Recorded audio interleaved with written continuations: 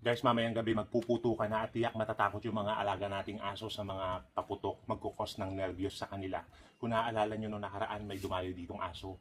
Doon natulog sa kwarto ko. Literally sa tabi ko pa talaga siya humiga the whole night. Kinaumagahan, umuwi lang din siya sa kanila. Hindi ko kilala yung aso na yun, diba? Tapos lumangoy siya sa ilog, pabalik sa kanila. May nag-share sa akin na remedy para daw kumalma ang ating mga alagang aso during putukan.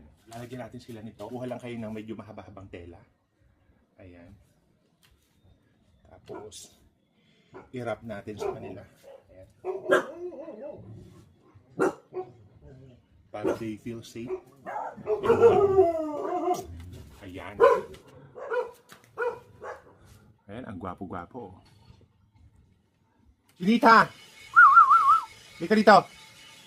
Ayan. Ayan guys, naka-anxiety wrap na siya.